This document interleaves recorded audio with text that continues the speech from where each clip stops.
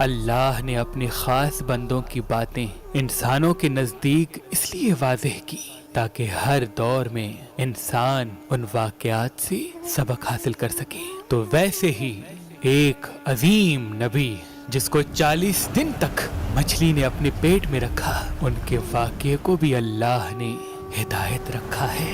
آپ کے والد کا نام حضرت متہ تھا۔ آپ حضرت ابراہیم علیہ السلام کی نسل سے تھے۔ آپ کا مشہور لقب ذوالنون ہے، یعنی مچھلی والا۔ اللہ نے آپ کو حکم دیا کہ اے یونس جاؤ، نینوا جاؤ، وہاں کے لوگوں کی اصلاح کرو۔ وہ آپس میں لڑتے ہیں، جھگڑتے ہیں، ان کو محبت اور امن سکھاؤ۔ تو بس اللہ کے نبی یونس نینوا جو عراق کے شمال میں واقع ہے، وہاں اپنے مبارک قدم لیے آپ پہنچے۔ آپ مسلسل اللہ کا دین لوگوں کو سمجھاتے رہے، یہ بتاتے رہے کہ آپس میں لڑنا، جھگڑنا، نفرت کرنا اللہ کو پسند نہیں، لیکن افسوس وہاں کے لوگ آپ کی توہین کرتے رہے، آپ کے اس پیغام حق کو مذاق سمجھتے رہے۔ سالہ سال اللہ کے نبی تبلیغ کرنے کے بعد بالآخر آپ نے یہ فرمایا ان قریب تم پہ اللہ کا عذاب آئے گا، اور غصے میں اس بستی کو چھوڑ کے باہر چلے گئے، اور دل ہی دل میں سوچتے رہے کہ یہ قوم سدھرنے والوں میں سے نہیں۔ اللہ کے حکم کے بغیر انہوں نے اس بستی میں رہنے والوں کی اصلاح کرنا چھوڑ دی۔ کچھ ہی دن گزرے تو اس بستی پہ ایک بڑا سا بادل دور سے آنے لگا جس میں بجلیاں اور آگ چمک رہی تھی۔ اس بستی کے لوگوں نے جیسے ہی آسمان میں آگ چمکتے ہوئے دیکھی تو آپس میں کہنے لگے لگتا ہے کہ قوم لوط کی طرح ہم پہ بھی اللہ کا عذاب آ گیا۔ یونس سچا تھا، یونس کا اللہ سچا تھا، اب ہمیں اللہ کے عذاب سے کوئی بچا نہیں سکتا۔ اتنی دیر میں کسی نے کہا آؤ بیٹھ کے اللہ سے معافی مانگتے ہیں۔ اس گاؤں کے تمام لوگ زمین پہ بیٹھ کے اللہ سے معافی مانگنے لگے، اپنے گناہوں کو قبول کرنے لگے، یہاں تک کہ 3 دن گزر گئے۔ بے شک اللہ بار بار معاف کرنے والا ہے۔ اور یوں وہ آگ برسانے والا بادل اس گاؤں سے دور چلا گیا، اور سب اللہ کے نبی یونس علیہ السلام کے منتظر ہو گئے کہ اللہ کرے یونس علیہ السلام واپس آ جائیں، ہمیں اللہ کا دین سمجھائیں، ہمیں محبت اور امن اور سلامتی کا پیغام دیں۔ اور وہاں حضرت یونس علیہ السلام کشتی میں سوار ہو کر دور جا رہے تھے، یہ سوچ کے کہ واپس کبھی اس گاؤں میں نہیں پلٹوں گا۔ اتنی دیر میں سمندر کا طوفان کشتی کو ڈبونے لگا۔ کشتی کے سالار نے کہا جو جو سامان کشتی میں ہے وہ جلدی پھینکو، ایسا نہ ہو کہ ہم سب کے سب ڈوب کے مر جائیں۔ کشتی کا سارا سامان پھینک دیا لیکن کشتی نہیں سنبھلی۔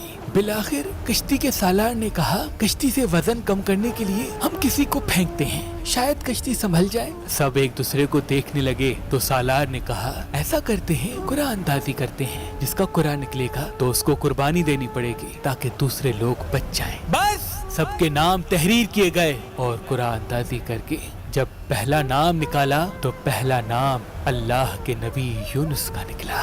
سب آپس میں دیکھتے رہے کہ یہ تو اللہ کا نیک بندہ لگتا ہے، اس کو پانی میں کیوں پھینکیں۔ پھر سے قرآن اندازی کی، پھر سے یونس علیہ السلام کا نام نکلا۔ تیسری مرتبہ قرآن اندازی کی، تیسری مرتبہ بھی حضرت یونس کا نام نکلا۔ تو حضرت یونس علیہ السلام نے فرمایا میں سمجھ گیا یہ اللہ کی مرضی ہے، اور اپنے آپ کو سمندر کے حوالے کر دیا۔ جیسے ہی اللہ کے نبی سمندر میں آئے، اللہ نے ایک مچھلی کو حکم دیا کہ جا میرے نبی یونس کو اپنے پیٹ میں رکھ، یاد رکھنا میرے نبی کو تیرے پیٹ میں کوئی تکلیف نہ آئے۔ وہ مچھلی جلدی سے اللہ کے نبی یونس کو اپنے پیٹ میں حفاظت کے ساتھ رکھ دیا۔ پہلے تو حضرت یونس علیہ السلام نے یہ سمجھا کہ شاید میں دارالفنا سے دارالبقا کی طرف کوچ کر چکا ہوں، لیکن کچھ ہی دیر میں ان کو یہ اندازہ ہوا کہ نہیں، میں ابھی یہی ہوں، کیونکہ میرا جسم حرکت کر رہا ہے۔ حضرت یونس علیہ السلام نے ادھر ادھر دیکھا تو ان کو معلوم ہوا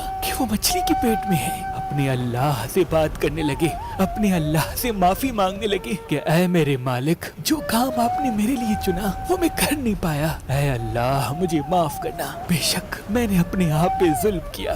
حضرت یونس علیہ السلام سنتے ہیں کہ ان کے ساتھ ساتھ سمندر کی مچھلیاں بھی اللہ کا ذکر کر رہی ہیں۔ اس بات کو 40 دن گزر گئے۔ بار بار اللہ کے نبی یونس علیہ السلام نے جب معافی مانگی تو ان کو یہ خیال آیا کہ اللہ کی محبوب چیز کا واسطہ دوں، شاید میری توبہ قبول ہو جائے۔ تو حضرت یونس علیہ السلام نے سوچا اس کائنات کے بنانے کا سبب میرے دادا ابراہیم نے اپنی اولاد کو بتایا تھا کہ یہ کائنات حضرت محمد مصطفیٰ صلی اللہ علیہ وآلہ وسلم کے صدقے بنی ہے۔ تو حضرت یونس علیہ السلام نے اللہ کے دربار میں ہاتھوں کو اٹھایا اور کہنے لگے اے اللہ تجھے اسی محمد کا واسطہ ہے، مجھے اس قید سے نجات دے۔ بس حضرت یونس علیہ السلام کی دعا اللہ نے قبول کی اور اللہ نے مچھلی کو حکم دیا کہ جا خشکی کی طرف میرے نبی یونس کو رکھا۔ تو اس مچھلی نے اللہ کے حکم کو تسلیم کیا اور خشکی کی طرف جانے لگی اور اللہ کے نبی یونس کو اگل کے خشکی پہ رکھ دیا۔ اس وقت کافی ایام مچھلی کے پیٹ میں رہنے کی وجہ سے حضرت یونس علیہ السلام کا جسم پورا سوج چکا تھا اور دھوپ لگنے کی وجہ سے آپ کا جسم جل رہا تھا۔ آپ اللہ سے معافی مانگنے لگے کہ اے میرے اللہ تو نے مجھے قید سے تو نجات دے دی، اے میرے اللہ میری حفاظت کر تاکہ میں تیری اسی قوم کے پاس جا کر لوگوں کی اصلاح کر سکوں۔ اللہ نے زمین کو حکم دیا کہ ایک پھلدار درخت یونس علیہ السلام کے جسم پہ سایہ کرے اور اپنے پھلوں سے یونس علیہ السلام کو غذا پیش کرے، اور یوں اللہ کے نبی یونس علیہ السلام اس درخت کے سائے میں بیٹھ کر صحتیاب ہونے لگے، اور پھر آپ اسی گاؤں واپس چلے گئے جہاں جانے کے لیے اللہ نے انہیں حکم دیا تھا۔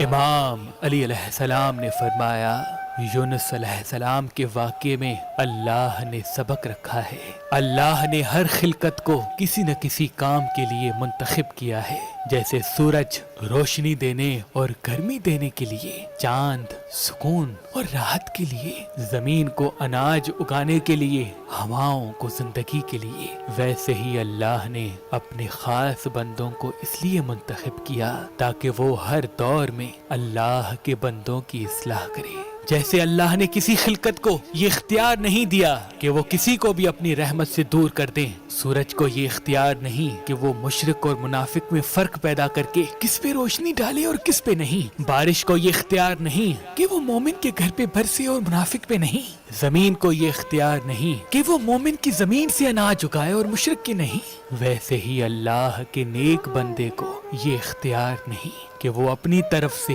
یہ ارادہ کر لے کہ اس کی اصلاح کروں اور اس کی نہیں۔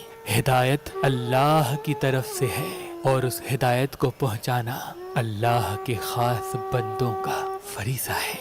کون اللہ کے کتنے قریب ہے اس کا فیصلہ صرف اللہ کرے گا، کس کو دوزخ اور کس کو جنت ملنی ہے اس کا فیصلہ صرف اللہ کرے گا۔ پیغام دینے والے، تبلیغ دین کرنے والے ایک مزدور کی طرح صرف اپنا کام انجام دیتے رہیں، وگرنہ ان کا انجام بھی ویسے ہی ہوگا جیسے اللہ نے اپنے نبی حضرت یونس کا کیا تھا۔